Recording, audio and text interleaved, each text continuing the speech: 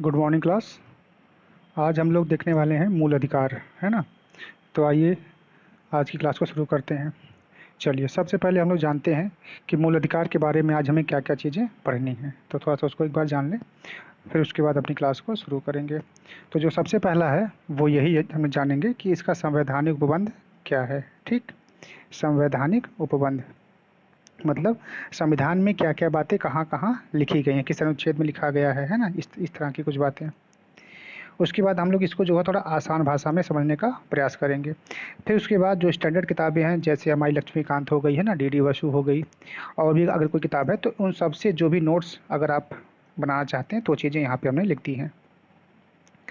और उसके बाद फिर हम जानेंगे, अभी तक तो हमने ये जाना कि इसकी मूल अधिकार होते क्या हैं। उसके बाद हम लोग जानेंगे कि मूल अधिकार की विशेषताएँ क्या हैं। ठीक, और इन विशेषताओं के बाद हम लोग जानेंगे अब जो भी हमारे मूल अधिकार हैं, जैसे 12 से 35 तक, तो उनको जो है क्रम वाइज जानने का प्रयास करेंगे।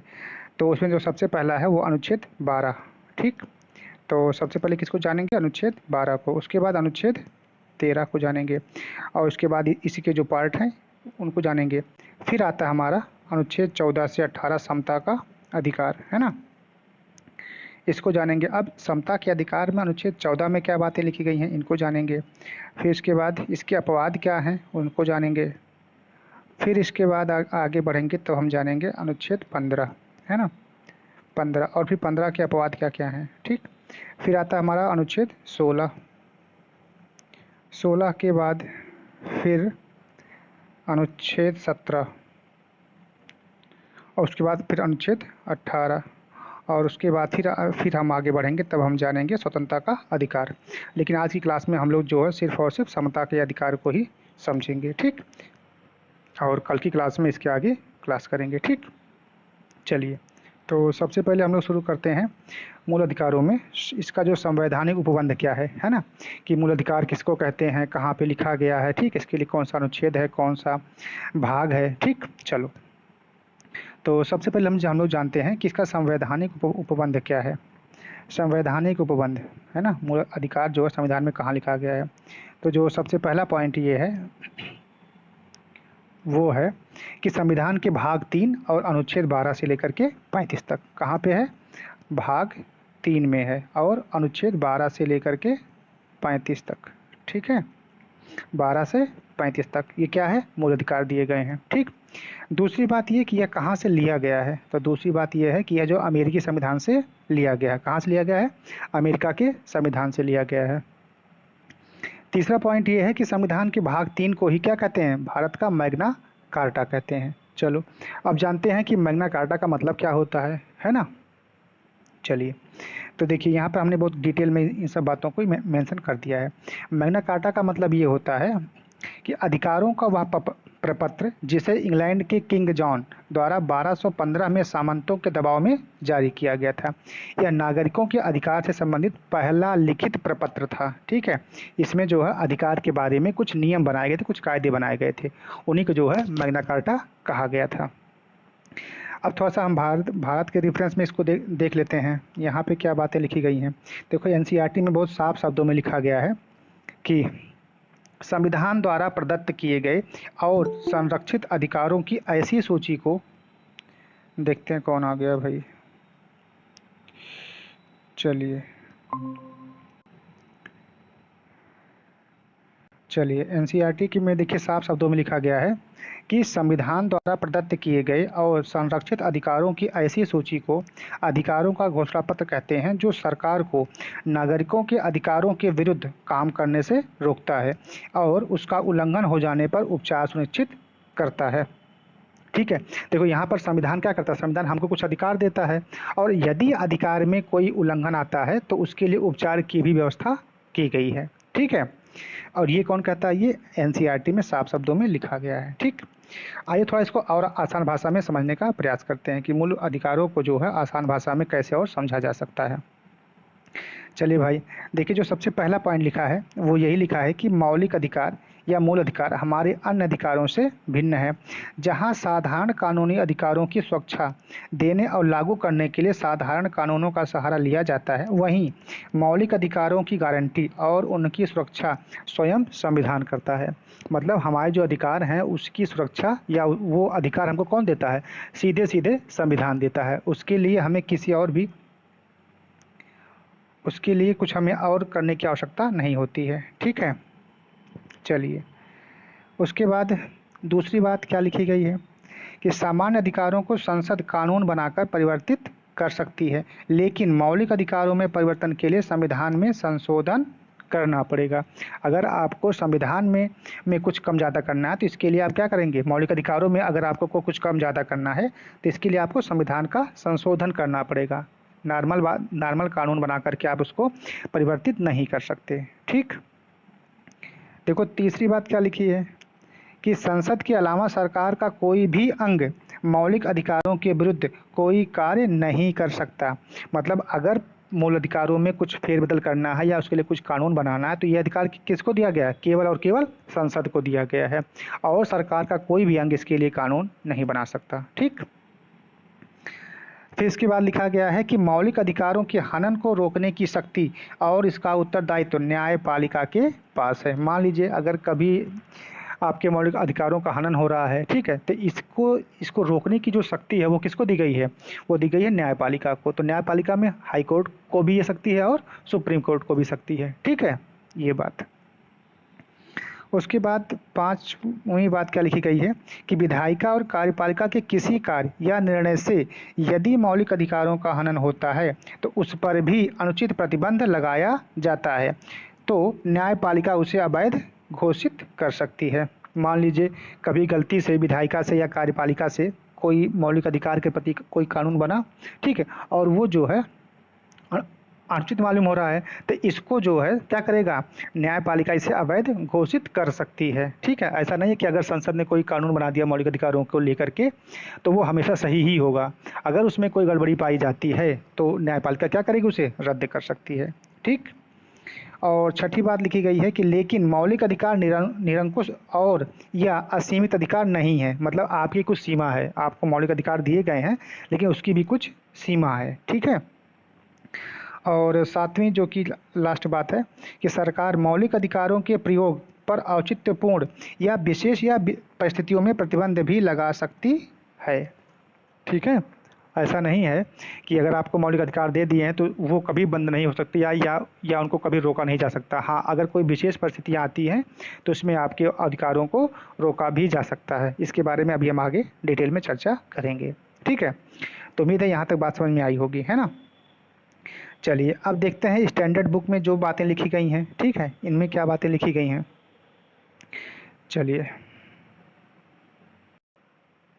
चलिए अब आगे बात करते हैं जो बातें स्टैंडर्ड बुक्स में लिखी गई हैं। तो स्टैंडर्ड बुक्स में क्या क्या बातें लिखी गई हैं उनको हम लोग एक बार जानने का प्रयास करते हैं। ठीक, चलिए तो जो सबसे पहली बात है स्टैंडर्ड बुक्स में उसको जानते हैं। क्या लिखा है भाई? चलिए, जो सबसे पहली बात लिखी है वो ये है कि संविधान द्वारा बिना किसी भेदभाव के हर व्यक्ति के लिए मूल अधिकारों के संबंध में गारंटी दी गई है। मतलब संविधान ये करता है कि अगर आप इंसान हैं तो किसी भी इंसान के साथ कोई भी भेदभाव संविधान नहीं करेगा। ठीक, दूसरी बात, इसमें प्रत्येक व्यक्ति के लिए समानता, सम्मान, राष्ट्रहित और राष्ट्रीय एकता को समाहित किया गया है। तीसरी बात, मूल अधिकारों का तात्पर्य राजनीतिक लोकतंत्र या जनमत के आदर्शों की उन्नति से है।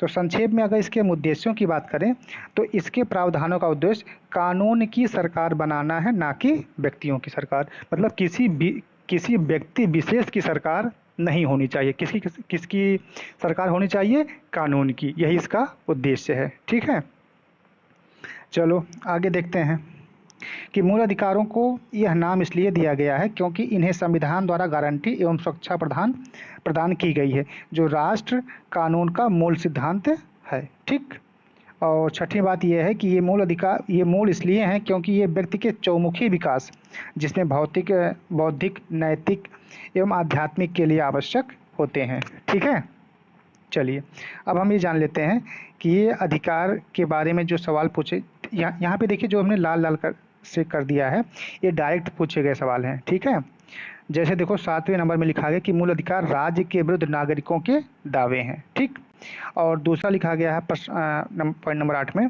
कि मूल अधिकार न्यायोचित हैं, अर्थात न्यायालय द्वारा इन्हें संरक्षण प्राप्त है।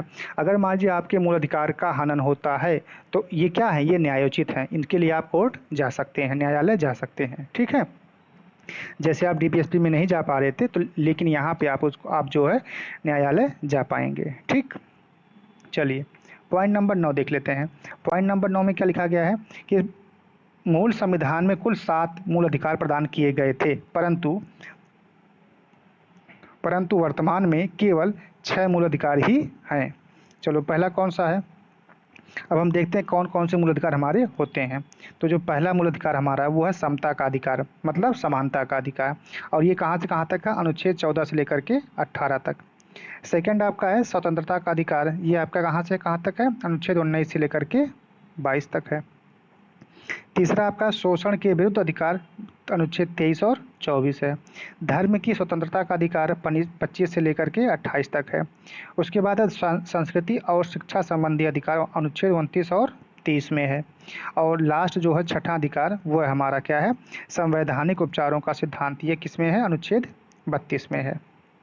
ठीक है, और जो 7वां अधिकार हमको पहले मिला था मूल अधिकार में वो क्या था, संपत्ति का अधिकार, लेकिन संपत्ति के अधिकार को 44वें संविधान संशोधन 1978 द्वारा मूल अधिकारों की सूची से हटा दिया गया और उसके बाद इसको भाग 12 के अनुच्छेद 300 का के तहत कानूनी अधिकार बना दिया गया। ठीक है, तो जो संपत्ति का अधिकार था यह जो हमारा मूल अधिकार था पहले किसमें, 19(1) के 4 में था। ठीक है, उसको फिर क्या किया गया, 44वें संविधान संशोधन द्वारा हटा दिया गया और उसके बाद उसको जो है भाग 12 संविधान के भाग 12 के अनुच्छेद 300 का में कानूनी अधिकार के तौर पर सम्मिलित किया गया। ठीक है, तो इस प्रकार से वर्तमान में हमारे कुल कितने अधिकार हैं, 6 मूल अधिकार हैं। ठीक है, इतनी बात सबको समझ में आई। अब हम बात करते हैं कि इसकी विशेषताएं क्या हैं, मूल अधिकारों की विशेषताएं क्या हैं, बोलो भाई। बात कर लेते हैं मूल अधिकार की विशेषताएं। चलो, तो जो सबसे पहला पॉइंट है वो है कि मूल अधिकारों में से कुछ भारतीय नागरिकों के लिए हैं और शेष सभी लोगों, चाहे वो भारतीय हों या फिर विदेशी हों या फिर कानूनी व्यक्ति हों, जैसे परिषद और कंपनियों के लिए हैं। ठीक है, अब देखो शेष सभी लोगों में भारतीय और प्लस विदेशियों में कौन आते हैं, शत्रु देशों को छोड़ करके, जैसे हमारा अगर कोई शत्रु देश है तो उनको जो है ये सब अधिकार प्राप्त नहीं होंगे। ठीक है, हाँ, जो अन्य देश हैं, जो हमारे भारत के अलावा अन्य देश हैं, उनको वो अधिकार मिलेंगे। दूसरी बात ये है कि ये असीमित नहीं है लेकिन वाद योग्य हैं। वाद योग्य का मतलब वही कि आप उसके लिए न्यायालय जा सकते हैं, सीमित भी नहीं है, कुछ फिक्स हैं। ठीक है, जो आपको 6 अधिकार दिए गए हैं भाई, उनकी संख्या तो फिक्स है ना 6 अधिकारों की, तो उन 6 अधिकार आपके फिक्स हैं और अगर इन 6 अधिकारों में आपके साथ कोई जाति होती है या इसका उल्लंघन होता है, हनन होता है, तो इसके लिए आप कोर्ट जा सकते हैं। ठीक है, और देखो आगे लिखा है कि राज्य उन पर युक्तियुक्त प्रतिबंध लगा सकता है, हालांकि ये कारण उचित हैं या नहीं है इसका निर्णय कौन करेगी, अदालत करेगी, मतलब न्यायपालिका करेगी। ठीक, चलो नेक्स्ट पॉइंट है, इनमें से कुछ नकारात्मक विशेषताओं वाले होते हैं, जैसे राज्य के प्राधिकार को सीमित करने से संबंधित कुछ, जबकि कुछ सकारात्मक होते हैं, जैसे व्यक्तियों के लिए विशेष सुविधाओं का प्रावधान। ठीक है, अब देखिए यहाँ पर एक शब्द लिखा प्राधिकार। प्राधिकार का मतलब क्या होता है, आदेश देने का अधिकार या पदाधिकारी को के पद के कारण प्राप्त विशेष अधिकार। ठीक है, ये चीज हो गई। अगला हमारा है कि ये न्यायोचित हैं, इनके उल्लंघन होने पर अदालत जाने की अनुमति है, ये बात आपको पता ही है ना। चलो आगे देख लेते हैं।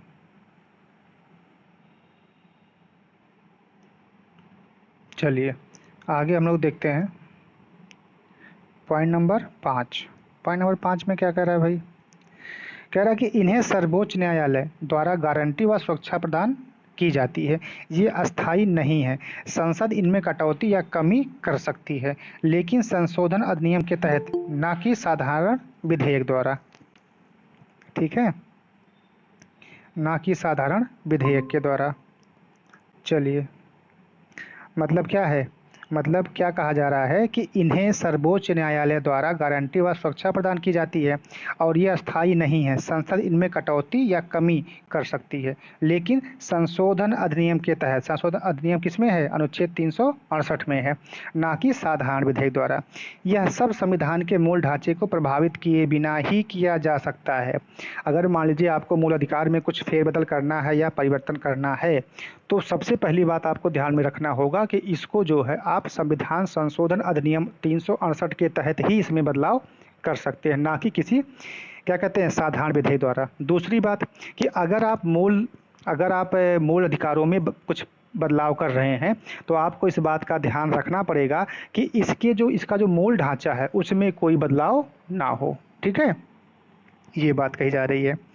और इसके बाद जो आपका नेक्स्ट पॉइंट है, पॉइंट नंबर 6।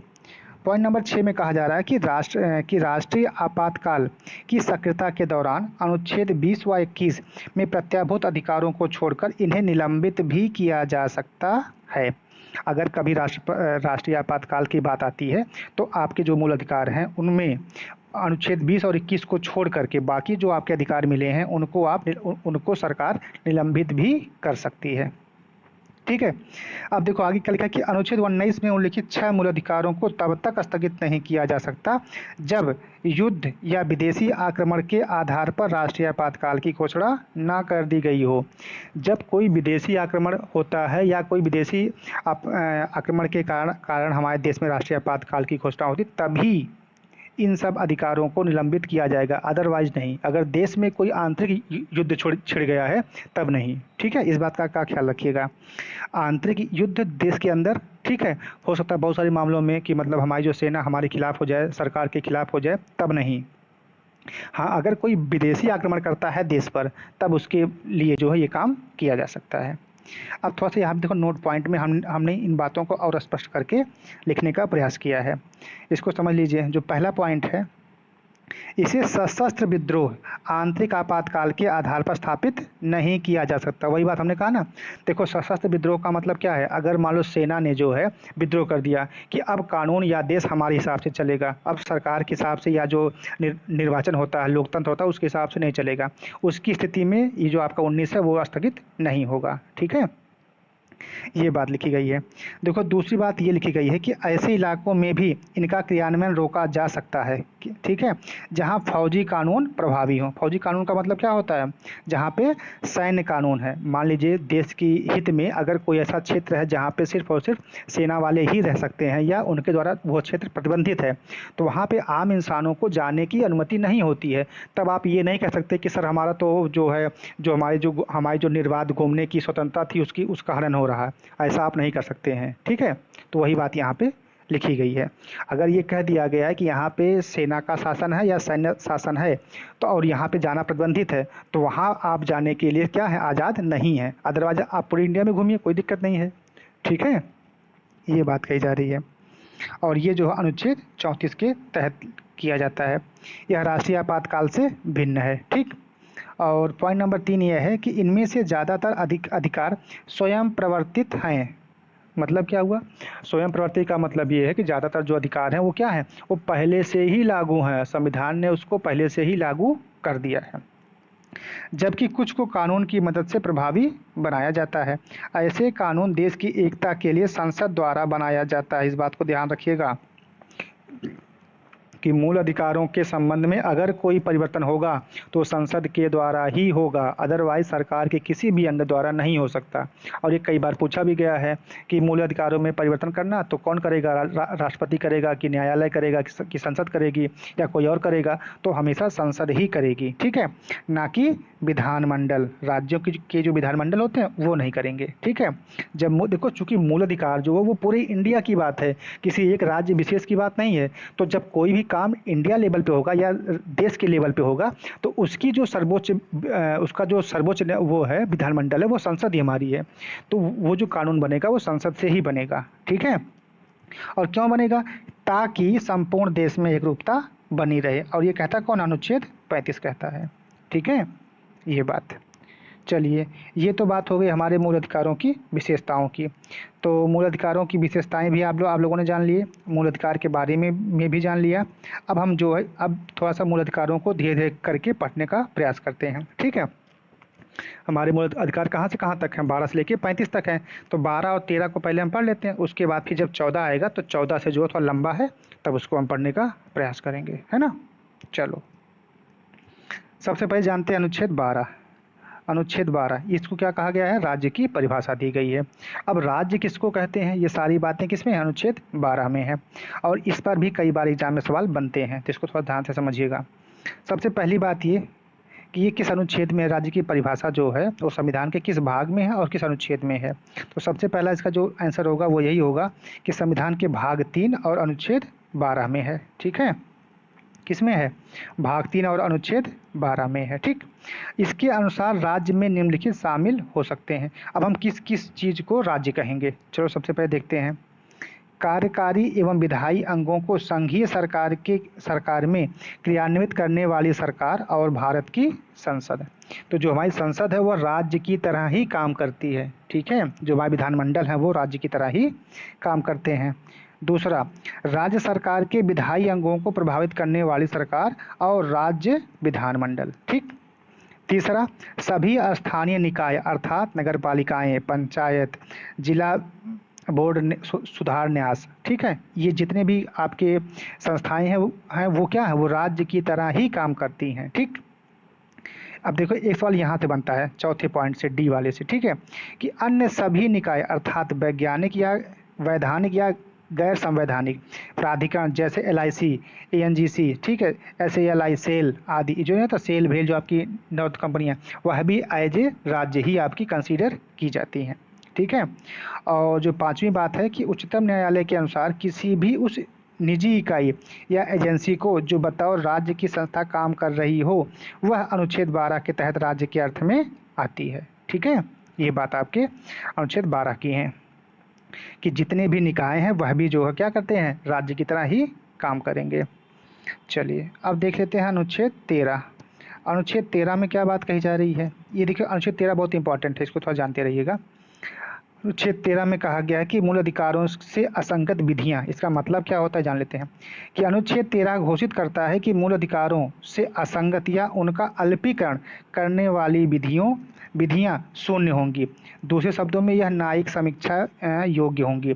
मान लीजिए अगर आपने कोई ऐसा कानून बनाया जो कि क्या करता है, मूल अधिकारों के विरोध में है, या आपने उसके तहत आपके जो मूल अधिकार हैं उनको थोड़ा कम कर दिया गया है, ठीक है। तो ये क्या करेंगे, तो इसके लिए क्या किया गया है, न्यायिक पुनराविलोकन का प्राविधान रखा गया या न्यायिक समीक्षा का विधान रखा गया है। मतलब अगर कोई सरकार कोई नियम बनाती है, कोई कानून बनाती है जो आपके मूल अधिकारों को क्या करे, सीमित कर दे या कम कर दे, ठीक है, तो उसके लिए आप क्या करने जाएंगे, उसके लिए आप न्यायिक समीक्षा करवा सकते हैं, ठीक है। और ये शक्ति कौन देता है, अनुच्छेद 13 ही देता है, ठीक है ना। अब इसको थोड़ा सा और डिटेल में जानते हैं। न्यायिक पुनराविलोकन, ठीक है, इसका संबंध शक्तियों के पृथक्करण के सिद्धांत से है, ठीक।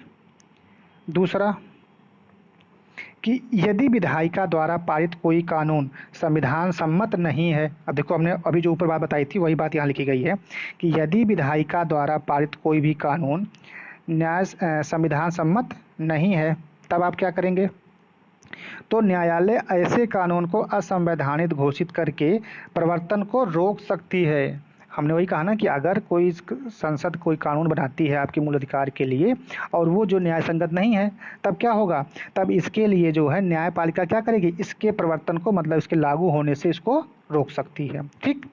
और ये जो है ये बहुत इंपॉर्टेंट पॉइंट लिखा है, इसको स्लो याद कर लीजिएगा कि अनुच्छेद 13, 32 और 226 आदि के माध्यम से भारतीय न्यायपालिका यह काम करती है। हालांकि यह अमेरिकी संविधान की मूल विशेषता है। और ये कहाँ से लिया गया है, अमेरिका के संविधान से लिया गया है। देखो अनुच्छेद 13 क्या कहता है कि न्यायिक समीक्षा की बात करता है। अनुच्छेद 32 का क्या कहता है, उच्चतम न्यायालय को यह शक्ति है कि वह न्यायिक पुनराविलोकन करे।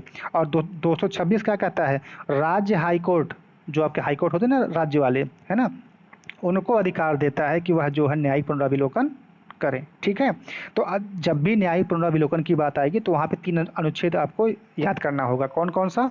अनुच्छेद 13, 32 और 226। ठीक है, 13 मतलब न्यायिक समीक्षा, और 32 मतलब उच्चतम न्यायालय द्वारा, और 226 मतलब राज्य के हाई कोर्ट द्वारा। ठीक है, उच्च न्यायालय द्वारा। ये बातें हो गई। अब हम चलते हैं किस पर?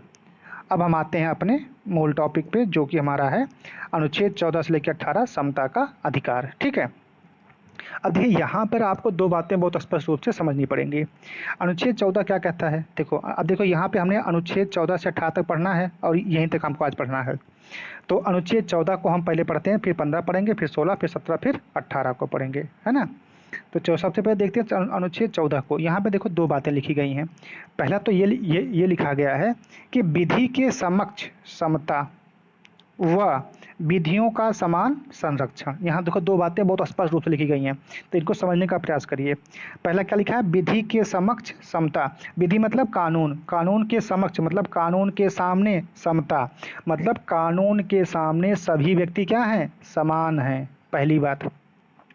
दूसरी बात, विधियों का समान संरक्षण। विधि मतलब कानून, तो कानूनों का समान संरक्षण मतलब जो कानून है वो सभी के लिए हैं। ऐसा नहीं कि किसी के लिए जो है ज़्यादा होगा, किसी के लिए कम होगा। जैसे अभी देखिए एक मामला आया था, एक किसी राज्य की बात है। वहाँ पर एक नेता था, उसने एक आदिवासी के ऊपर जो है पेशाब कर दिया था। ठीक है, तो अब क्या हुआ? उसके मूल अधिकार का, उसके गरिमा को उसने ठेस पहुंचाया।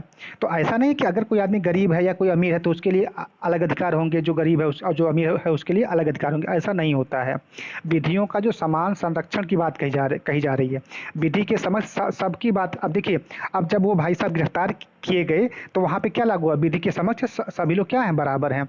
अगर उन्होंने उस तरह की हरकत की है तो उसके लिए उनको दंड मिलेगा। ठीक है, ये बात हो रही है। कोई अमीर है, कोई बहुत पैसे वाला है, या कोई मतलब कि किसी और तरीके से अपने आप को अलग कहता है, तो यह माने नहीं होगा।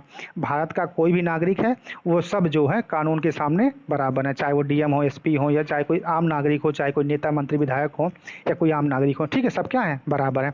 और दूसरी बात ये, विधियों का समान संरक्षण, और सबके लिए एक ही कानून काम करेगा। अगर किसी ने मर्डर किया है तो उसको, उसके लिए जो भी सजा होती है वो सबके लिए होगा, चाहे वो गरीब आदमी हो, चाहे नेता हो, मंत्री हो, विधायक हो, आपका चाहे डीएम एसपी कोई भी व्यक्ति हो, देश का कोई भी नागरिक हो।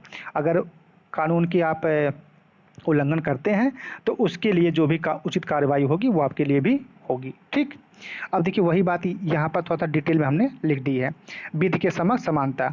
कोई व्यक्ति चाहे अमीर हो, गरीब हो या अधिकारी हो, सामान्य विधि से बढ़कर नहीं है। ठीक, सभी एक समान है, किसी भी व्यक्ति को विशेषाधिकार नहीं दिया गया है। ठीक है, किसी के पास कोई विशेष अधिकार नहीं है कि हम तो अलग हैं, आप अलग हैं, ऐसा कुछ नहीं है। ठीक है, तो इस बात का आप लोग ख्याल रखा करिए। और तीसरी बात यह है कि यह नकारात्मक संदर्भ लिए हुए है। दूसरी बात ये कही जा रही है कि विधियों का समान संरक्षण, विधि के माध्यम से दिए अधिकारों का समान व्यवहार, समान के साथ समान व्यवहार। ठीक, और यह जो है सकारात्मक संदर्भ लिए हुए है। तो हमें लगता है कि ये बात आपको समझ में आई होंगी। अब इसी को थोड़ा सा और स्पष्ट करते हुए इसके आगे देखो नोट पॉइंट हमने लिख दिया है, इसको भी थोड़ा समझ लीजिए। नोट पॉइंट में क्या बातें लिखी गई हैं। पहला देखो क्या लिखा है कि उद्देश्य के आधार पर दोनों ही विधि, अवसर और न्याय की समानता की बात करते हैं। ठीक, और उसके बाद ये जो पॉइंट नंबर 2 है, 3 है और 5 है, ये डायरेक्ट आपके सवाल पूछे गए हैं। और ये जो पांचवा है ना, पांचवा पॉइंट नंबर 5, ये अभी आपके यूपीएससी 2022 या 22 या 21 में पूछा गया था। ठीक है, कि जहाँ पे विधि नहीं है वहाँ पे कोई स्वतंत्रता नहीं है, यही वाला ऑप्शन सही था वहाँ पे। ठीक है, तो इसको आप लोग थोड़ा समझने का प्रयास कीजिए। चलो पॉइंट नंबर 2 देख लेते हैं कि ब्रिटिश न्यायविद डायसी ने क्या कहा था कि विधि के समक्ष समता के अधिकार को विधि का शासन के सिद्धांत का मूल तत्व कहा था। यह भी यूपी पीसीएस में पूछा गया सवाल है कि यह सेंटेंस किस व्यक्ति ने कहा था। तो सेंटेंस का एक बार आप लोग ध्यान से सुन लीजिए। विधि के समक्ष समता के अधिकार को विधि का शासन के सिद्धांत का मूल तत्व कहा था। किसने कहा था? ब्रिटिश न्यायविधि डायसी साहब ने कहा था, और ये कई बार पूछा गया यूपी पीसीएस में, है ना। तीसरी बात यह है कि सर्वोच्च न्यायालय ने भी अनुच्छेद 14 के तहत उल्लिखित विधि के शासन को ही संविधान का मूल तत्व माना है। ठीक है, देखो हमने अभी ऊपर आपसे क्या कहा कि संविधान का जो मूल अधिकारों का जो उद्देश्य है वो क्या कहता है, वो कहता है कानून की सरकार, ना कि व्यक्तियों की सरकार। वही बात यहाँ पर भी कही जा रही है कि विधि का शासन मतलब कानून का शासन, ना कि किसी व्यक्ति का शासन। अगर व्यक्ति का शासन होगा तो क्या हो जाएगा, वो राजतंत्र हो जाएगा, लेकिन अगर कानून का शासन होगा तो क्या होगा, लोकतंत्र हो जाएगा। बात समझ में आई अब? चलिए, और पॉइंट नंबर 4 क्या कह रहा है भाई? पॉइंट नंबर 4 कह रहा है यहाँ तक कि इसे संशोधन द्वारा भी समाप्त नहीं किया जा सकता है। ठीक है, और देखो यहाँ पर पॉइंट नंबर 5 को थोड़ा सा और अच्छे से समझने का प्रयास करिएगा, क्योंकि ये यूपीएससी में पूछा गया है। प्रसिद्ध विद्वान जॉन लॉक के शब्दों में, जहाँ कोई विधि नहीं है वहाँ कोई स्वतंत्रता नहीं है। देखिए, आपकी स्वतंत्रता को नियम बना करके ही स्थापित किया गया है। जैसे आपकी स्वतंत्रता क्या है कि हम भारत के किसी भी राज्य में किसी भी जगह पे आबाद रूप से घूम सकते हैं, तो यह नियम बनाया गया था, यह कानून बनाया गया है, इसलिए आपको आज़ादी मिली है। अगर यह कानून ना बनाया गया होता तो आपको आज़ादी ना मिलती कि आप कहीं जाके घूम सकिए, है कि नहीं? तो वही बात यहाँ पे लिखी गई है कि अगर विधि नहीं है तो आपको स्वतंत्रता नहीं है, अगर आपको विधि मिली है तो ही आप स्वतंत्र हैं। ठीक है, तो ये बात हो गई। और छठी बात क्या कहता है? छठी बात ये है कि इसलिए स्वतंत्रता के अस्तित्व के लिए विधि का अस्तित्व आवश्यक है। वही बात यहाँ पर भी लिख दी गई है, और इसी को थोड़ा और स्पष्ट करती है पॉइंट नंबर 7 कि विधि ही स्वतंत्रता की रक्षा करती है, मतलब कानून ही जो है आपके स्वतंत्रता की रक्षा करती है। ठीक है, तो ये पॉइंट, जो तीनों पॉइंट है, ये बहुत ही इंपॉर्टेंट है, क्योंकि यहाँ से सवाल अच्छे लेवल के सवाल बनाए जाते हैं, तो इसको भी आप लोग ख्याल रखिएगा, है ना। अब हम ये तो सारी बातें पढ़ लिए कि समता का अधिकार है, ठीक है, लेकिन अब समता के अधिकारों के अपवाद कहाँ कहाँ हैं? जब सवाल टफ बनाया जाता है तो यहाँ से सवाल आते हैं कि भाई ये बताओ, समता का अधिकार तो आपको सबको पता है कि हाँ भाई सब लोग सबके बराबर हैं, ठीक है, और जो भी नियम कायदा कानून है वो पूरे देश के लिए सबके लिए सेम है, ठीक। लेकिन कुछ ऐसी भी बातें हैं जो इस समता के अधिकार के अपवाद को बताती हैं। चलो देख लेते हैं कौन कौन सी बातें हैं। सबसे पहली बात हम लोग जानते हैं कि अनुच्छेद 361 के अनुसार राष्ट्रपति और राज्यपाल को निम्न शक्तियां प्राप्त हैं। ठीक है, राष्ट्रपति और राज्यपाल, राष्ट्रपति हो अथवा राज्यपाल के खिलाफ परमादेश जारी नहीं किया जा सकता। अभी हमने कहा कि अगर कोई कदाचार करता है या कोई मतलब संविधान के खिलाफ काम करता है तो उस पर हम एक्शन लेंगे, लेकिन यहाँ पे क्या कहा जा रहा है कि इसके नियम तो है, ठीक है, लेकिन यह नियम जो है राष्ट्रपति और राज्यपाल पे लागू नहीं होता। कब तक? जब तक वो क्या है, पद पर बने हुए हैं। इस बात को ध्यान रखिएगा कि जब तक राष्ट्रपति या राज्यपाल अपने पद पर बने हैं तब तक उन पर कोई मुकदमा नहीं किया जा सकता है, या उन पर कोई जो है दोष सिद्धि नहीं की जा सकती है। ठीक, अब देखो दूसरी बात उसी के बारे में लिखा गया है कि राष्ट्रपति हो चाहे राज्यपाल हो के विरुद्ध उसकी पदावधि के दौरान, मतलब जब तक वो पद पर है के दौरान, किसी न्यायालय में किसी भी प्रकार की दंडिक कार्यवाही प्रारंभ नहीं या चालू नहीं रखी जा सकती। वही बात जो हमने कहा आपसे। ठीक, तीसरी बात ये कि राष्ट्रपति अथवा राज्यपाल की पदावधि के दौरान जब तक वो पद पर है उसकी गिरफ्तारी या कारावास के लिए किसी न्यायालय में कोई प्रक्रिया प्रारंभ नहीं की जा सकती है। हम मान लेते हैं कि हो सकता है कि इन्होंने गलती की हो, ठीक है, लेकिन जब तक ये अपने पद पर बने हैं तब तक इनके खिलाफ आप न्यायालय में कोई भी कार्य नहीं कर सकते। ठीक, चौथी बात क्या लिखी गई है कि विदेशी संप्रभु या शासक, राजदूत एवं कूटनीतिक व्यक्ति दीवानी और फौजदारी मुकदमों से मुक्त होंगे। ठीक, और पांचवी बात लिखिए कि संयुक्त राष्ट्र संघ और इसकी एजेंसियों को भी कूटनीतिक मुक्ति प्राप्त है ना। ये तो आपके हो गए कुछ अपवाद। हमने समता के अधिकार में अनुच्छेद 14 के बारे में जाना, और 14 के बारे में जानने के बाद इसके जो कुछ अपवाद हैं उनको भी जाना। अब हम लोग जानते हैं किसको, अनुच्छेद 15 के बारे में। अनुच्छेद 15 क्या कहता है भाई? पहले थोड़ा इसको समझ लें, फिर उसके बाद जो इसके अपवाद हैं उसको भी जान लेते हैं, क्योंकि अपवाद से सवाल कई बार पूछे जाते हैं। जब पहले मेंस होता था और आपके जब मल्टीपल चॉइस वाले क्वेश्चन आते थे मेंस में, यूपी पीसीएस में, तब वहाँ पर जो है इनसे कई सवाल पूछे गए हैं। ठीक, अभी जब हम लोग पीवाईक्यू करने वाले होंगे तो वहाँ पे आपको इन सब ये सब चीज़ें मिलेंगी, है ना। चलो, तो अनुच्छेद 15 में क्या कहा जा रहा है भाई अनुच्छेद 15 धर्म, मूल वंश, जाति, लिंग या जन्म स्थान के आधार पर विभेद को प्रतिबंधित किया गया है कि आप किसी से भी उसके धर्म के आधार पर, उसके मूल वंश के आधार पर, उसकी जाति के आधार पर, वह पुरुष है या महिला है या ट्रांसजेंडर है उसके आधार पर या उसके जन्म स्थान के आधार पर विभेद नहीं कर सकते कि आप तो बिहारी हैं, आप यूपी में कैसे आ गए, ऐसा आप नहीं कर सकते। ठीक है, यही बात कही जा रही है। देखो यहाँ पे क्या लिखा है कि राज्य को आदेश दिया गया है कि केवल धर्म, मूल वंश, लिंग, जाति, जन्मस्थान के आधार पर कोई किसी के साथ विभेद नहीं करेगा। ठीक है, मतलब इन सब चीज़ों के आधार पर आप किसी के साथ भेदभाव नहीं कर सकते हैं। हाँ ठीक है, अब भेदभाव की स्थितियां भी कई बार पैदा हो जाती हैं, लेकिन वो विशेष परिस्थितियां होती हैं। तो वो कौन कौन सी विशेष परिस्थितियां हैं या अपवाद हैं उनको हम आगे जानते हैं। यहाँ पर देखिए, इसमें अब ये कहा गया कि महिलाओं को मातृत्व तो अवकाश दिया जाता है क्योंकि वह केवल लिंग पर आधारित ना होकर के विशिष्ट शारीरिक स्थिति पर आधारित होता है। आपने देखा होगा कि जो गवर्नमेंट एम्प्लॉय होते हैं, जो सरकारी कर्मचारी होते हैं, उनमें जो महिलाएं हैं उनको मातृत्व तो अवकाश दिया जाता है। ठीक है, अब वो टाइम पीरियड कम ज़्यादा हो सकता है, लगभग शायद 6 महीने का दिया जाता है।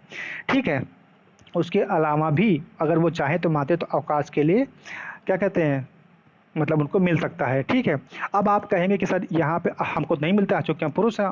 तो हम पुरुष हैं या महिला हैं तो इस लिंग के आधार पे नहीं हो रहा है, क्योंकि वो जो है शारीरिक बनावट के आधार पर ऐसा किया गया है। ठीक है, बच्चे की देखभाल के लिए ऐसा किया गया है, तो इसके लिए आप जो है न्यायालय नहीं जा सकते हैं। और ये जो गैर कानूनी भी नहीं है, क्योंकि उनकी परिस्थितियाँ कुछ अलग हैं, इस वजह से उनको दिया जा रहा है। ठीक है, दूसरी बात ये कह रहा है कि राज्य केवल महिलाओं द्वारा संचालित शिक्षण संस्थान की भी स्थापना कर सकता है। अब फिर आप परेशान नहीं होंगे कि सर केवल महिलाओं के लिए स्कूल खोले जा रहे हैं, पुरुषों के लिए केवल पुरुषों के लिए क्यों नहीं खोले जा रहे हैं। हाँ, ऐसा कई बार होता है कि जब महिलाओं की स्थितियाँ बहुत ख़राब थी पहले ज़माने में, उनको सुदृढ़ करने के लिए, ठीक है, केवल महिलाओं के स्कूल खोले गए थे। ठीक है, तो ये विशेष परिस्थितियों के अनुसार ऐसे कार्य किए गए थे। तो ये क्या, इसके अपवाद हैं। और अपवाद में आता है पॉइंट नंबर 3, इसमें कहा गया है कि अनुच्छेद 15 घ मतलब 15 के चौथे में प्रथम संविधान संशोधन 1951 के माध्यम से जोड़ा गया। और क्या था ये मामला, मद्रास राज्य वर्सेस चंपक दोराई-राजन मामले के निर्णय के आधार पर। इसमें क्या कहा गया था, इसके तहत राज्य के मेडिकल व इंजीनियरिंग कॉलेजों में विभिन्न जातियों समुदायों हेतु कुछ निश्चित अनुपात के स्थानों का निर्धारण करना, जैसे सामाजिक व शैक्षणिक दृष्टि से पिछड़े वर्गों SC/ST हेतु विशेष प्रावधान। अब देखिए क्या किया गया कि 1951 में एक संविधान संशोधन किया गया, प्रथम संविधान संशोधन, और उसके माध्यम से 15 घ जोड़ा गया। उसमें क्या कहा गया, उसमें एक केस आया, और वो केस किसके खिलाफ था, उसमें एक वादी थे, उसका नाम था चंपकम दोराई राजन, और ये किसके खिलाफ किए थे, मद्रास राज्य के खिलाफ। और उसमें मामला क्या था कि मामला ये था कि सर कुछ ऐसे भी समाज के लोग हैं जो सीधे जो है मेडिकल कॉलेजों में या इंजीनियरिंग कॉलेजों में अपना नाम नहीं लिखवा पा रहे हैं। तो मैं आपसे आग्रह करता हूं कि इनको थोड़ा सा आरक्षण दे दिया जाए, ताकि इनके भी कुछ बच्चे, सबकी बात नहीं, कुछ बच्चे जो है यहाँ पे एडमिशन ले सकें। ठीक है, आरक्षण को जोड़ करके, मान लीजिए उनका कुछ नंबर कम आता है तो थोड़ा सा उन पर कृपा कर दी जाए। तो इसके आधार पर जो है एक प्रावधान कर दिया गया था, और यही जो है पहला संविधान संशोधन था, ठीक, 1951 में, है ना। तो वहाँ से जो है क्या मिला, हाँ, इसमें ये कहा गया कि वो बच्चे सामाजिक रूप से पिछड़े हुए थे, सामाजिक और शैक्षणिक रूप से पिछड़े थे, उनको मूल धारा में जोड़ने के लिए ऐसा प्रयास किया गया था। ठीक है, और ये बात कब की है, 1951 की है ना। चलिए, ये तो बात हो गई यहाँ की। अब हम बात करते हैं चौथी बात, निवास के आधार पर राज्य किसी को विशेष सुविधा दे सकता है, जैसे राज्य अपने निवासियों के लिए शैक्षणिक शुल्क में छूट दे सकता है। देखिए, अगर आप अपने राज्य के निवासियों के लिए कुछ काम करना चाहते हैं, जैसे देखो छोटी सी बात समझो, अभी मान लीजिए बिहार में एक फार्म निकले और वहाँ की सरकार ये चाहे कि हम बिहारियों के लिए शुल्क में कुछ कमी कर सकते हैं, ठीक है, तो ये चीज़ वो कर सकते हैं। क्योंकि वहाँ की विशेष परिस्थितियों को देखते हुए। लेकिन ऐसा नहीं कर सकते कि इस वैकेंसी में सिर्फ और सिर्फ बिहार राज्य के लोग ही अप्लाई करेंगे, ऐसा नहीं हो सकता। देखिए, अवसर की जो समानता है वो सबके लिए है। अगर वहाँ वैकेंसी निकली है तो पूरे देश के लोग उसमें फॉर्म भर सकते हैं। हाँ, वो अपने देश के नागरिकों के हितों में के को अगर थोड़ा-सा इन्हांस करना चाहें, थोड़ा उसको बढ़ाना चाहें, तब वो वहाँ पर इस तरह के कुछ काम कर सकते हैं कि उनको थोड़ा-सा रिज़र्वेशन दे सकते हैं। उनकी जो शुल्क मतलब जो फॉर्म की फ़ीस होती है, उसमें थोड़ा-सा रियायत बरत सकते हैं, ठीक है? तो ये जो छोटे-मोटे काम हैं, ये कर सकते हैं, है ना? और लेकिन ये इसके लिए भी उनको अपना साक्ष्य देना पड़ेगा कि ये हमारी क्या है, विशेष परिस्थितियों के अकॉर्डिंग ही हम कर रहे हैं, ठीक है? मान लीजिए वो इसका आधार दे सकते हैं कि सर हमारे यहाँ जो है गरीबी ज़्यादा है, इसलिए जो हम अपने बच्चों की फ़ीस थोड़ी कम कर दे रहे हैं, ठीक है? ये वो अपना दलील दे सकते हैं, ठीक? चलिए, और इसके बाद देख लेते हैं पॉइंट नंबर 5। इसमें क्या कहा गया कि 93 संविधान संशोधन 2005 द्वारा अनुच्छेद 15 में एक सब सेक्शन 5 जोड़ा गया और इसमें क्या कहा गया कि सरकारी व गैर सरकारी शैक्षणिक संस्थानों में नामांकन हेतु पिछड़े वर्गों के लिए प्रावधान किया जाए, ठीक है? अब देखिए, इन्होंने संविधान में ही जो संशोधन कर दिया और अनुच्छेद 15 के 5वां पॉइंट जोड़ा गया, क्या कि चाहे सरकारी हो चाहे गैर सरकारी शिक्षा संस्थान हो, उसमें जो पिछड़े वर्ग हैं उनके लिए भी छोटा मोटा आरक्षण देने की बात कही गई थी, ठीक है? और ये सारा कुछ क्या है, ये विशेष परिस्थितियों के अकॉर्डिंग है, ठीक? चलिए, तो ये बात आपके हो गई अनुच्छेद 15 की। अब हम लोग देखते हैं आगे अनुच्छेद 16। अनुच्छेद 16 में क्या कहा जा रहा है भाई, सबको बात समझ में आ रही है ना? चलिए, अनुच्छेद 16 में देखो कहा जा रहा है कि लोक नियोजन के विषय में अवसर की समता।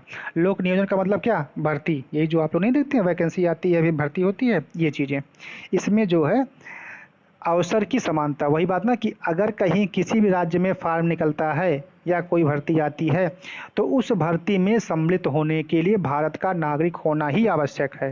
ऐसा नहीं कि फला राज्य के रहेंगे तभी आप उस वैकेंसी में बैठ पाएंगे, ऐसा कभी नहीं होगा, ठीक है? अभी बिहार सरकार ने पिछली बार किया था तो लड़के कोर्ट चले गए थे कि सर ऐसा कैसे हो सकता है, तो कोर्ट ने भी कहा भाई देखिए, अगर आपको थोड़ी बहुत सुविधा देनी है, फीस में आपको कमी करनी है या उनको कुछ रिजर्वेशन देना तो आप करिए, लेकिन आप सीधे तौर पे आप ऐसा नहीं कह सकते हैं कि यह वैकेंसी सिर्फ और सिर्फ बिहार राज्य के लिए ही है। तो वहाँ पर बच्चे जीत गए, ठीक है, कि इसमें जो है पूरे इंडिया से कोई भी अप्लाई कर सकता है, ठीक है ना? वही बात हम लोग पढ़ने वाले हैं किसमें, अनुच्छेद 16 में, ठीक है? चलो भाई, अनुच्छेद 16 में क्या बातें हैं, चलो अनुच्छेद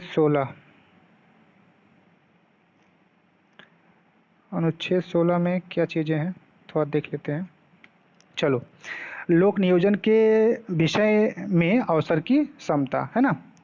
अब देखिए इसमें 2 क्लाज हैं, 1 और 2। अनुच्छेद 16 1 में क्या कहा जा रहा है कि राज्य के अधीन किसी पद पर नियोजन या नियुक्ति से संबंधित विषयों में सभी नागरिकों के लिए अवसर की समता होगी। वही बात जो हमने कहा कि कहीं से भी कोई भी वैकेंसी निकले तो वहाँ पे भारत का नागरिक अगर आप हैं तो उस वैकेंसी को भरने की आप योग्यता रखते हैं, ठीक है?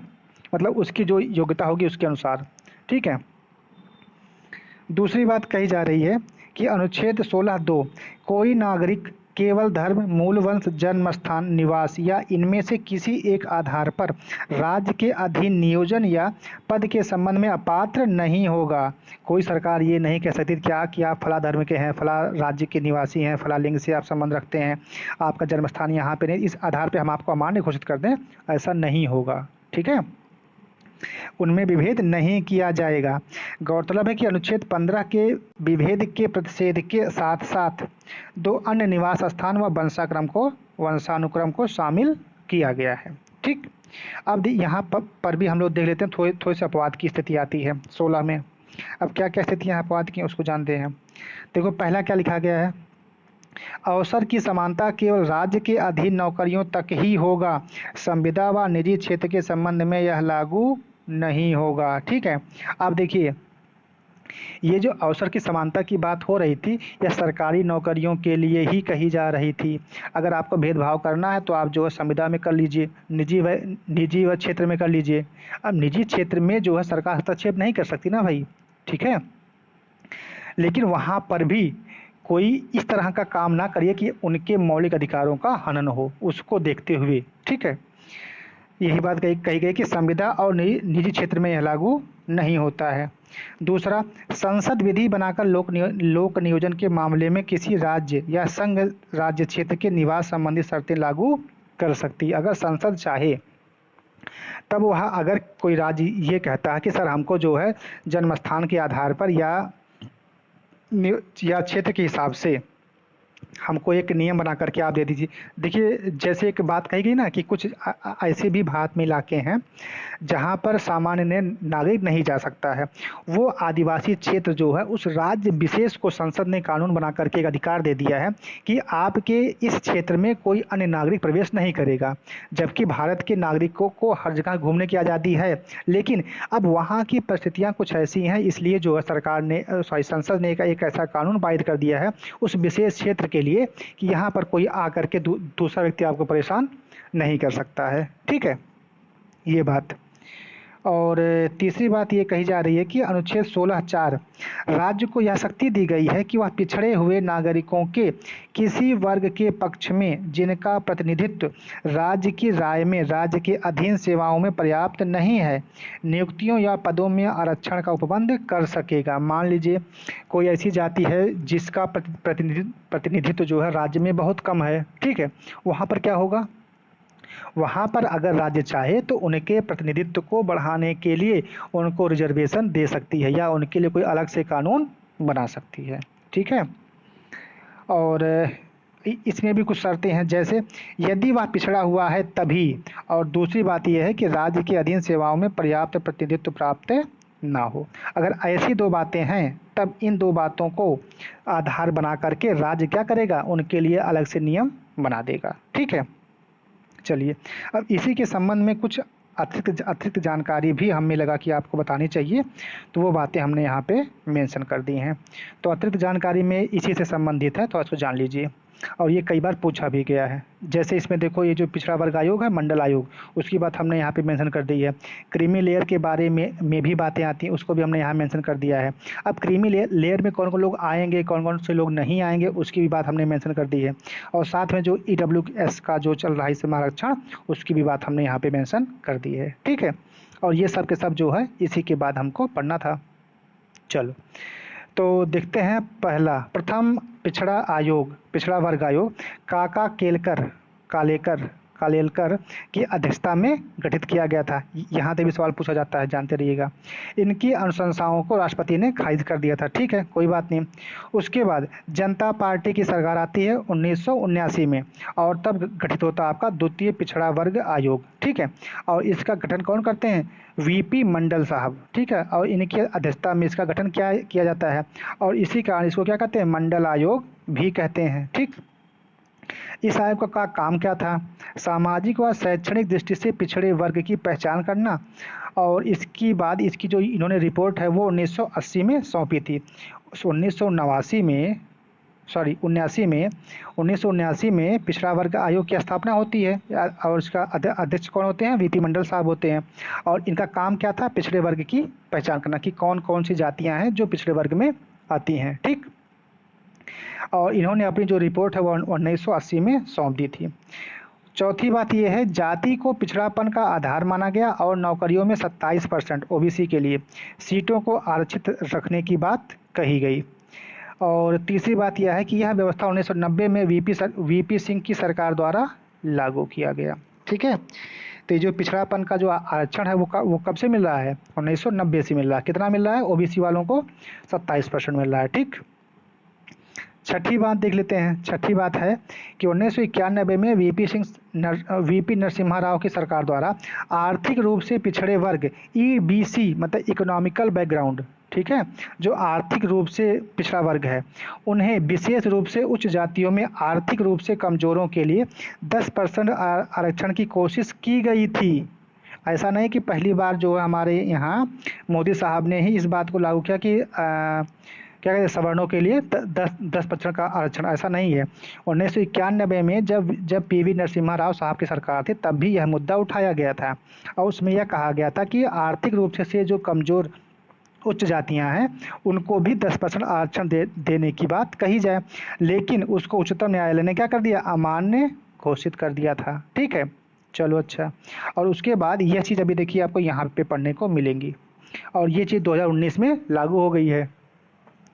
चलो, सातवीं बात क्या लिखा है कि इंदिरा साहनी बनाम भारत संघ 1992 के मामले में मंडल केस में आरक्षण के मुद्दे पर उच्चतम न्यायालय ने फैसला दिया था। क्या क्या दिया था?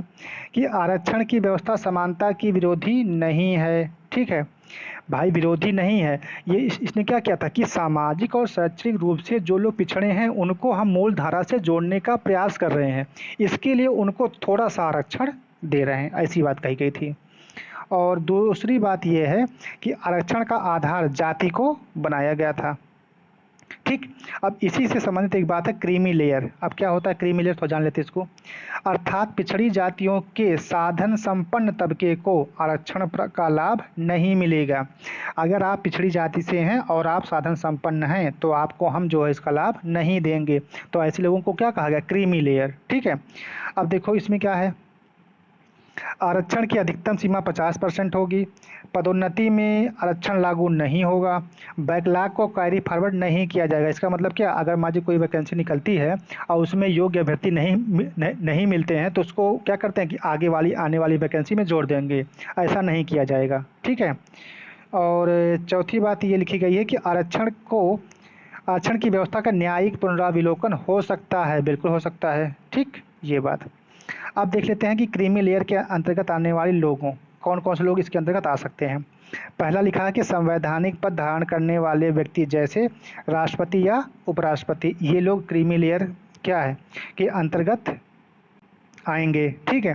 दूसरा क्या है, उच्चतम या उच्च न्यायालयों के न्यायाधीश हो गए, यूपीएससी के अध्यक्ष हो गए या सदस्य हो गए, स्टेट पीसीएस के अध्यक्ष हो गए या सदस्य हो गए, मुख्य निर्वाचन आयुक्त साहब हो गए, नियंत्रक या महालेखा परीक्षक साहब। अगर इनमें से कोई व्यक्ति है और वो पिछड़ी जाति में आता है तो उनको हम क्रीमी लेयर का मानेंगे। ठीक है। और इनको जो है आरक्षण का लाभ नहीं मिलेगा। दूसरा है, अगर कोई व्यक्ति ग्रुप ए तथा ग्रुप बी की सेवा में क्लास सेकंड अधिकारी जो कि केंद्रीय या राज्य सेवाओं में है, इसके अलावा सार्वजनिक प्रतिष्ठानों जैसे बैंकों में, बीमा कंपनियों में, विश्वविद्यालयों आदि में पदस्थ समकक्ष अधिकारी, तो ये सब भी क्या माने जाएंगे? क्रीमी लेयर ही माने जाएंगे। ठीक। उसके बाद तीसरा कह रहा है कि सेना में कर्नल या उससे ऊपर रैंक के अधिकारी। चौथा है डॉक्टर, वकील, इंजीनियर, कलाकार, लेखक, सह कलाकार आदि इस प्रकार के पेशेवर। और पांचवा है व्यापार, वाणिज्य एवं उद्योग में लगे हुए व्यक्ति। ये सब क्या है? क्रीमी लेयर में आने वाले लोग हैं। ठीक। अब थोड़ी सी बात कर लेते हैं 10% आरक्षण की बात, जो कि सवर्णों को दिया गया है। ठीक है, ईडब्ल्यूएस कोटा जिसको आप लोग कहते हैं, है ना। चलो, ये कब लागू हुआ? 12 जनवरी 2019 को राष्ट्रपति द्वारा, सॉरी ये यहाँ पे राष्ट्रपति होगा। ठीक है, राष्ट्रपति द्वारा 124वां संविधान संशोधन विधेयक को मंजूरी प्रदान की गई। और यह कौन सा अधिनियम था? 103वां संविधान अधिनियम था। ठीक है। इसमें ईडब्ल्यूएस को इकोनॉमिकल वीकर सेक्शन, ठीक है, को 10% के आधार के आरक्षण का प्रावधान किया गया। ध्यातव्य है कि 10% आरक्षण प्रावधान SC ST एंड OBC में कुल 49.5% आरक्षण से अलग होगा। ऐसा नहीं कि उसी में शामिल कर देना, नहीं, उससे अलग होगा। साथ ही यह भी प्रावधान किया गया कि निजी शैक्षणिक संस्थानों में पर भी यह लागू होगा। ठीक है, चाहे सरकार से सहायता प्राप्त हो या ना प्राप्त हो। ठीक है, वहाँ पर भी यह लागू होगा। ठीक, तो ये तो आपकी बात हो गई EWS में 10% के आरक्षण की बात, है ना। अब हम लोग देख लेते हैं आगे अनुच्छेद 17 और अनुच्छेद 18, और इसके बाद तब हमारा समाप्त होगा क्या? समता का अधिकार। और उसके बाद आएगा स्वतंत्रता का अधिकार, तो उसको हम लोग कल की क्लास में पढ़ेंगे। तो जानते हैं अनुच्छेद 17। अनुच्छेद 17 में क्या बातें कही गई हैं भाई? चलो, अनुच्छेद 17 में क्या क्या चीज़ें हैं? इसमें देखो कहा गया है अस्पृश्यता का अंत, मतलब छुआछूत का अंत। ठीक, चलो अनुच्छेद 17 ये हमेशा एग्जाम में पूछा जाता है कि अस्पृश्यता का अंत किस अनुच्छेद के तहत है, तो अनुच्छेद 17 के तहत है। ठीक, यहाँ पर देखो क्या बातें कही जा रही है। अनुच्छेद 17 में घोषणा की गई है कि अस्पृश्यता का अंत किया जाता है और उसका किसी भी रूप में आचरण निषिद्ध किया जाता है। अस्पृश्यता में उपजी निर्योग्यता को लागू करना अपराध होगा जो विधि के अनुसार दंडनीय होगा। अगर कोई किसी से भेदभाव करता है छुआछूत के आधार पे, ठीक है, तो उसके खिलाफ क्या होगा, दंड का प्रावधान है। दूसरी बात यह है कि अनुच्छेद 17 और अनुच्छेद 35 संसद को यह शक्ति प्रदान करते हैं कि वह अस्पृश्यता के आचरण हेतु दंड की विधि का निर्माण करें, ठीक। और तीसरी बात यह है कि एक एक्ट है, उसका नाम है क्या, एट्रोसिटीज एक्ट, ठीक है। यह जो 1989 में SC/ST उत्पीड़न निवारण अधिनियम को प्रचलित भाषा में एट्रोसिटीज एक्ट कहा जाता है, ठीक है, ये बात है। और फिर उसके बाद आता है आपका उपाधियों का अंत, अनुच्छेद 18, ठीक है। बस इसी को थोड़ा सा और देख लें, उसके बाद फिर, है ना। चलिए, उपाधियों का अंत, अनुच्छेद 18। अनुच्छेद 18 का सब क्लाज ए, इसमें क्या कहता है कि राज्य, सेना या विद्या संबंधी सम्मान के अलावा कोई अन्य उपाधि प्रदान नहीं करेगा, ठीक। दूसरी बात कह रहा है कि भारतीय नागरिक विदेशी राज्य से उपाधि नहीं ले सकता। अगर कोई भारतीय नागरिक है वह विदेशों से कोई उपाधि नहीं ले सकता। और तीसरा ये कहा गया कि अनुच्छेद 18(3) में कहा गया कि कोई भी व्यक्ति जो भारत का नागरिक नहीं है, मतलब विदेशी है, राज्य के अधीन लाभ या विश्वास के किसी भी पद को धारण करते हुए किसी विदेशी राज्य से उपाधि धारण कर सकता है, लेकिन इसके लिए जो उसे राष्ट्रपति की अनुमति आवश्यक होगी, ठीक है। अगर कोई विदेशी है, वह भारत में काम कर रहा है और उसके बाद वह विदेशों से कोई उपाधि प्रदान मतलब लेना चाह रहा, प्राप्त करना चाह रहा है, तो उसके लिए हमारे देश के राष्ट्रपति की अनुमति आवश्यक होगी, तभी वह ले सकता, अदरवाइज नहीं ले सकता, ठीक। चलो, अनुच्छेद 18(4) की बात कर लेते हैं। भारतीय हो या विदेशी, भारत में लाभ का पद धारण करता हो है तो विदेशी राज्य से उपहार, भेंट, उपलब्धि या पद राष्ट्रपति की सहमति के बिना स्वीकार नहीं करेगा। मतलब अगर कोई विदेशी है और वह किसी अन्य राज्य से कोई उपहार लेना चाह रहा है, कोई पद लेना चाह रहा है, कोई उपाधि लेना चाह रहा है, तो उसके लिए हमारे देश या भारत के राष्ट्रपति की अनुमति लेनी आवश्यक होगी, ठीक। और साथ में देखो, यहीं पे एक नोट पॉइंट भी हमने लिख दिया है, इसको भी जान लीजिए कि 1954 में स्थापित पद्म भूषण, पद्म विभूषण एवं पद्मश्री को उच्चतम न्यायालय के निर्णयानुसार पुरस्कार माना गया, ना कि उपाधि। ये जो पद्मश्री का पुरस्कार मिलता है ना, पद्म विभूषण का भी पुरस्कार मिलता है और पद्मश्री का भी मिलता है, तो ये उपाधियाँ नहीं हैं, ये क्या है, ये सिर्फ और सिर्फ पुरस्कार ही हैं। हालांकि पुरस्कार प्राप्त व्यक्ति को नाम के उपसर्ग या प्रत्यय के रूप में इसे प्रयोग करने पर मनाही है। अब कोई ये नहीं लिख सकता कि पद्मश्री फलाने, है ना, पद्मश्री फला, ऐसा नहीं कर सकता, या फला पद्मश्री या फला पद्म विभूषण, ऐसा नहीं कर सकता। ना तो आप अपने नाम के आगे इसको लगा सकते हैं और ना ही अपने नाम के पीछे लगा सकते हैं, ऐसा नहीं कर सकते, ठीक। और यह जो कोई उपाधि नहीं है, यह सिर्फ और सिर्फ एक पुरस्कार के रूप में ही है, ठीक है। तो इस प्रकार से जो है आपका यह आज की क्लास पूरी होती है, ठीक है। अब कल से हम लोग जानेंगे क्या, स्वतंत्रता का अधिकार, है ना। तो स्वतंत्रता के अधिकार के जो अनुच्छेद हैं वो 1922 से लेकर के हैं, 19 से 22 तक हैं, तो इसकी हम चर्चा कल करेंगे, ठीक है। तो ठीक है, फिर धन्यवाद, नमस्कार, आज के लिए इतना ही रखते हैं, बाकी चीज़ें कल की क्लास में।